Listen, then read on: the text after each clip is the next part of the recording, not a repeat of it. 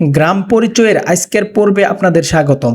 আজ আমরা এসেছি শেরপুর সদরের ১ নং কামারচর ইউনিয়নের ২ নং ওয়ার্ড ৬ নং চর গ্রামে। গ্রামটি সাধারণত ৬ নম্বর চর নামেও পরিচিত।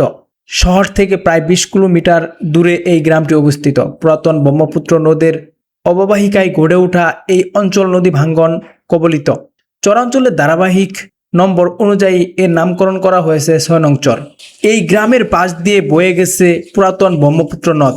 নদীটি গ্রামটিকে ৩টি অংশে বিভক্ত করেছে: পূর্বপাড়া, মধ্যপাড়া ও পশ্চিম পাড়া। তাদের পারস্পরিক যোগাযোগের একমাত্র মাধ্যম হলো নৌকা ও বাঁশের সেকু।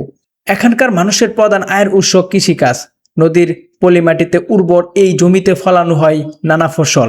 তবে এই গ্রামের উল্লেখযোগ্য সংখ্যক মানুষ চাকরিজীবী হিসেবেও কর্মরত।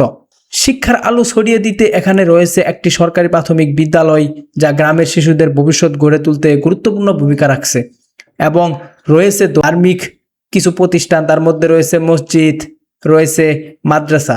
নদী ভাঙ্গনের চ্যালেঞ্জ সত্ত্বেও জীবন এখানে থেমেনি। সংগ্রাম, সম্ভাবনা আর প্রকৃতির সাথে চ্যালেঞ্জ নিয়েই এগিয়ে চলছে ৬ নং চর গ্রামের বাসিন্দারা। আজকের জন্য এতটুকুই। পরবর্তী অন্য কোনো অজানা গ্রাম নিয়ে আপনাদের সামনে উপস্থিত হব। সেটি দেখার জন্য অবশ্যই আমাদের পেজ এবং ইউটিউব চ্যানেলটি সাবস্ক্রাইব করে রাখবেন।